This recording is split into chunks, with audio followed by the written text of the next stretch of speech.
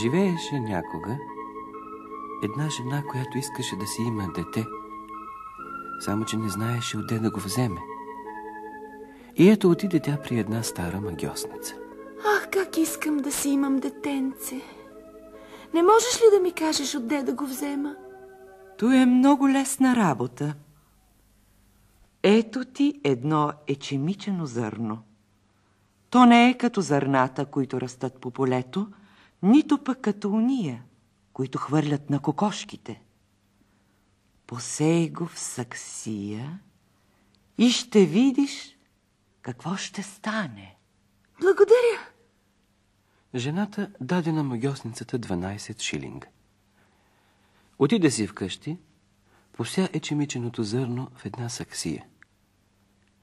В същия миг от саксията израсна едно голямо, чудно хубаво цвете, прилично на лале, само че листата му бяха свити, като на неразцъфтяла пъпка. Колко хубаво цвете! Жената целуна неговите огнено-жълти листенца, ала в това време цветето се разтвори с трясък.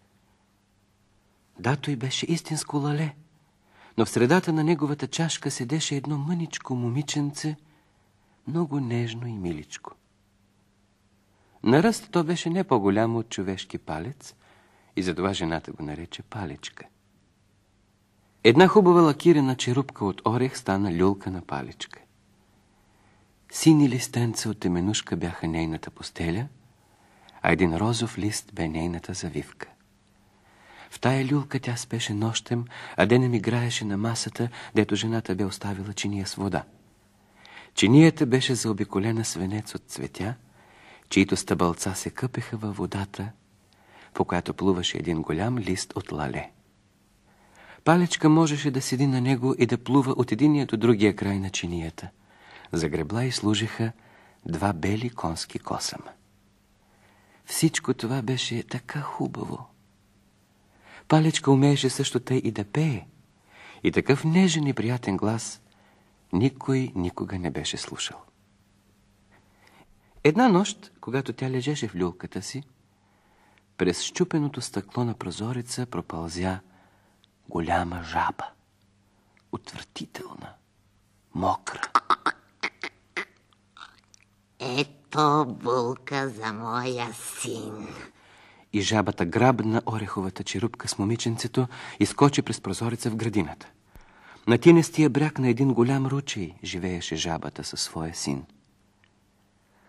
Колко грозен и гнусен беше той, също като майка си. Синът закряка, когато видя момиченцето в ореховата черупка. Не крякай толкова силно, ще я събудиш. И старата жаба доплува до най-големия лист, който беше най-далече от брега, и сложи върху него ореховата черупка с Палечка. Рано сутринта малката Палечка се събуди и като видя къде се намира, заплака горчиво. Зеленият лист бе обграден от всички страни с вода и тя не можеше да излезе на суша. Старата жаба седеше долу в тинята и кичеше къщата си с тръстика и жълти водни лилии, защото искаше да нареди добре стаята на младата булка. Сетне тя отплува с грозния си син при листа, където седеше Палечка. Поклони й се ниско във водата и каза: Да ти представя моя син. Той ще бъде твой мъж и вие двамата ще си живеете чудесно в тинята. Синът само изкряка. После те взеха хубавото креватче и отплуваха с него, а Палечка остана сама върху зеления лист и от очите й покапаха горчиви сълзи. Не искам да живея при гнусната жаба и да бъда жена на нейния грозен син. Малките рибки, които плуваха под водата, видяха жабата и чуха думите й. Подадоха главичките си над водата и щом видяха малката булка, им стана много жално, че такова миличко момиченце ще трябва да живее при старата жаба в тинята. Нето и не биваше да стане. И те се събраха под водата около зеленото стъбло на листа и го прегризаха с зъбите си. В същия миг листът заплува заедно с Паличка надолу по течението, толкова далече, че жабата не можеше да я настигне. Един майски бръмбър, който видя момиченцето, го обхвана с лапичките си и го отнесе на едно дърво. Ах, как се изплаши бедната Паличка, когато бръмбърът я хвана и полетя с нея към дървото. Ето, хапни си малко мед. Ти си много мила, макар и никак да не приличаш на майски бръмбър. Виж моите съседи, майските бръмбъри. А на вас харесва ли ви моята нова приятелка? О, тя има само 2 крачета. Колко жалка изглежда. Тя няма пипала. Какво тънко крещче, също като на човек. О, колко е грозна! А Паличка беше тъй мила. Той виждаше и майският бръмбър, който я беше донесъл. Но когато всички заговориха, че тя е грозна, той сам повярва това и реши да не я държи повече при себе си. Той се спусна с нея по дървото и я сложи върху една маргаритка. Цяло лято Паличка прекара съвсем самичка в една голяма гора. Тя си изплете люлчица от трева и я закачи под един голям лист от репей, така че дъжд не можеше да я вали. Хранеше се с мед и пиеше роса, която събираше всяка сутрин по листата. Така изминаха лятото и есента. Но ето настъпи зима, дълга и студена зима. Тя се зави в един увехнал лист, ала той не топлеше. Бедното момиченце зъзнеше и зъбите му такаха от студ. Пред самата гора, дето тя живееше, се простираше голяма житна нива. Житото отдавна е събрано, земята е замръзнала и по нея стърчат само сухи стръкчета. Приличат на голяма гора. О, колко е студено! Най-сетне момиченцето стигна до вратата на полската мишка. Вратата беше малка дупка, покрита с сухи стъбла и тревици. Полската мишка живееше в топлина и охолство. Къщата й беше натъпкана с житни зърна. Кухнята и килерът й бяха чудесни. Паличка застана на прага като просекиня. Полска мишке, много ти се моля, дай ми къщи и чемичено зърно. От 2 дена нищо не съм яла. Бедното ми момиченце. Влез вътре да се постоплиш и да си хапнеш с мен. Ти ми харесваш. Можеш да останеш цяла зима при мен. Само, че ще трябва да ми чистиш стаята и да ми разправяш приказки. Аз много обичам приказки. И Паличка започна да върши всичко, което пожелаеше добрата стара мишка. И заживя великолепно. Един ден полската мишка й каза: скоро ще имаме гости. Мой съсед има обичай да ме посещава веднъж в седмицата. Той се наредил много по-добре от мен. Има голяма къща и носи чудесно кожухче от черно кадифе. Да можеш да се омъжиш за него. Добре ще ти бъде, само че той е сляп и не ще те види. Затова ти ще му разкажеш най-хубавите приказки, които знаеш. Не искам да се омъжа за съседа й. То той е кърт. И наистина, когато съседът дойде на гости, Паличка видя, че той бе облечен в черно кадифяно кожухче и, както мишката беше казала, бе много богат и учен. Но той не обичаше никак нито слънцето, нито цветята, защото никога не ги беше виждал. Поканиха Паличка да изпее нещо и тя изпя 2 хубавички песнички, тъй сладко, че къртът веднага се влюби в нея. Той не каза нито дума за това, защото беше твърде разсъдлив. Неотдавна Изрових под земята дълъг проход от моята къща до твоята къща, Мишке. Можете да се разхождате свободно из него, но ви моля, не се плашете от мъртвата птичка, която лежи там. Тя е съвсем истинска, с пера и клюн и, наверно, някога някой я е заровил точно там, където минава моят проход.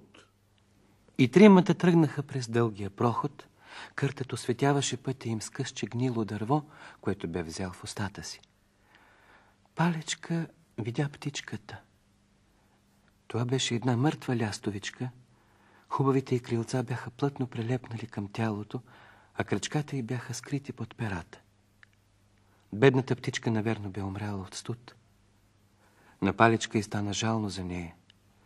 Тя обичаше много всички малки птички, които пееха и чуроликаха през цялото лято такива чудни песнички. Ала Къртът бутна лястовичката с кривите си нозе и... Да, тя няма да писка вече. Ето какво значи да се родиш малка птичка. Слава Богу, че моите деца не ще имат такава участ.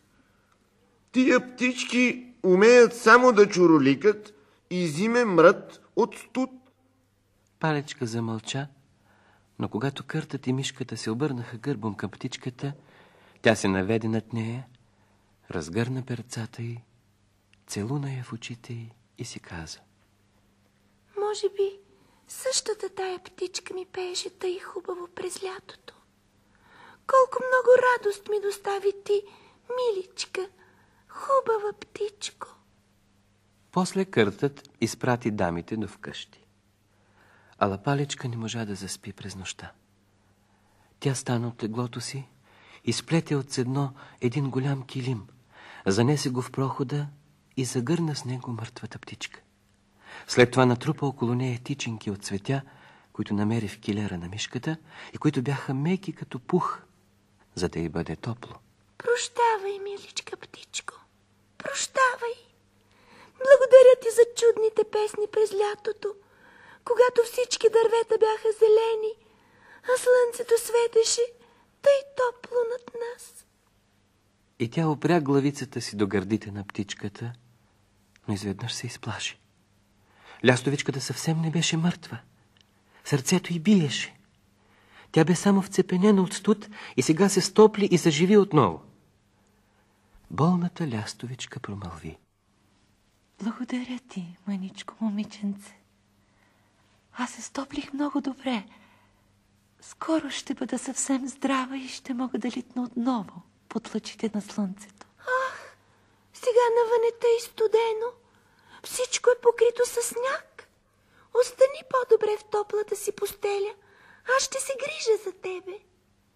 И тъй лястовичката прекара цяла зима под земята, а Палечка се грижеше за нея от все сърце.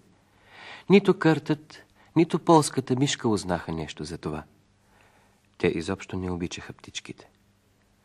Когато настъпи пролетта и слънцето стопли земята, лястовичката се сбогува с Палечка. Прощавай, прощавай, миличко момиченце. И крилатото приятелче на Палечка полетя в слънчевите лъчи. Палечка вдигна очи и в тях блеснаха сълзи. Тя бе обикнала тъй много бедната птичка. И отново заживя без другарче. Беше и много тъжно. Дори не й позволяваха да излиза на слънце. Сухите житни стръкчета пак приличаха на голяма гора, но сега тя беше висока, свежа и зелена. Досадният съсед в кадифяното кожухче беше поискал ръката на Палечка и затова мишката все повтаряше: През лятото ще трябва да се приготвиш чиза. Ти трябва да имаш всичко, щом като ще бъдеш жена на Къртът. Не мога да търпя този досаден Кърт.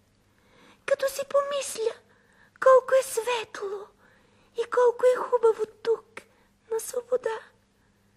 Така ми се иска да видя лястовичката, но тя не се връща. Навярно тя лети хей там, в далечната зелена гора. И ето, настъпи денят на сватбата. Къртът дойде за булката. Сега ще трябва да го последвам в дупката му. Да живея там, дълбоко, дълбоко под земята. И да не излизам никога на слънце, защото той не може да търпи слънцето. А на мен ми е толкова мъчно, че трябва да се разделя завинаги с него.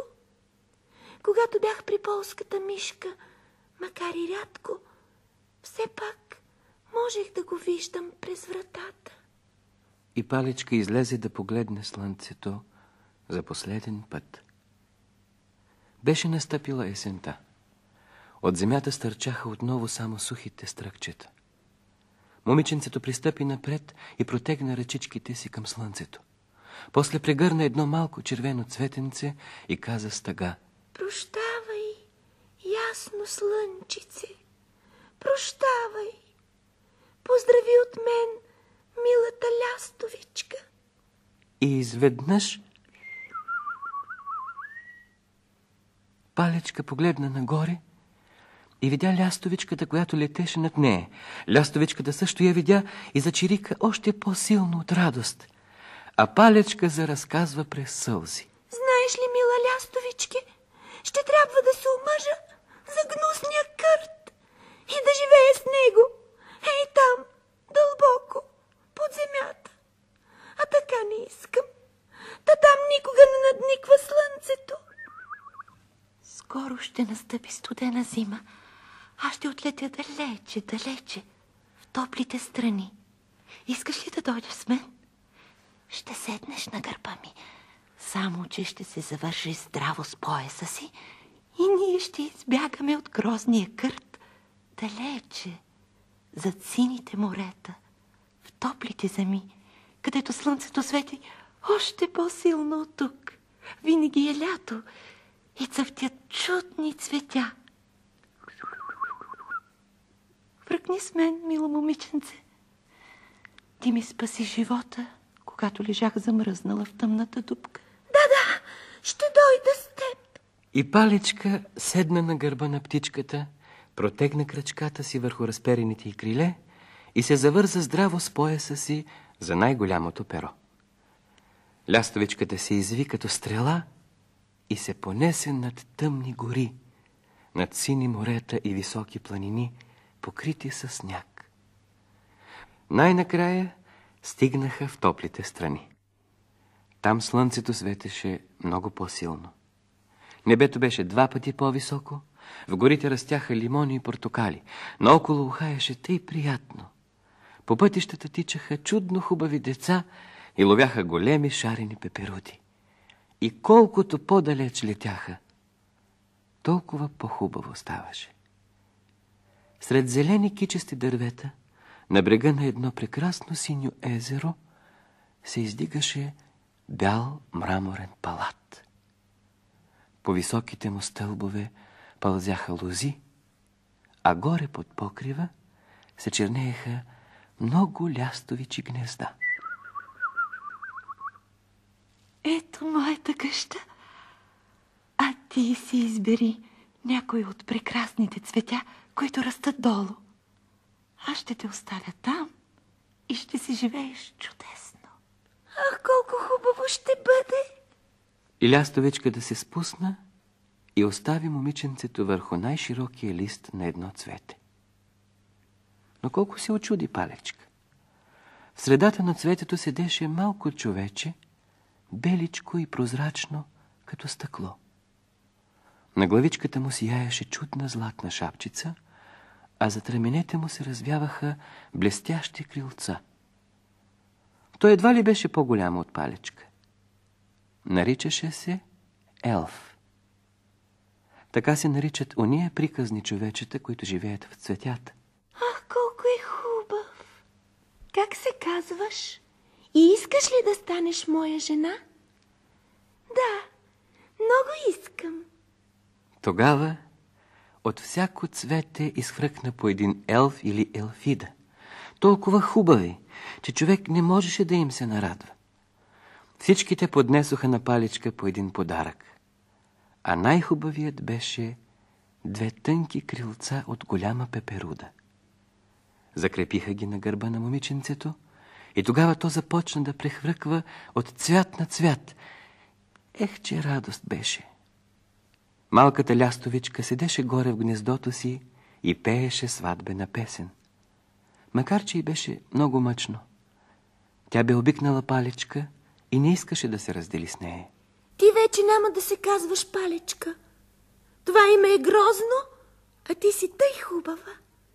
От сега нататък ние ще те наричаме Мая. В това време лястовичката изчуролика. Прощавай, прощавай, малко момиченце. И отново политна от топлите страни към Дания.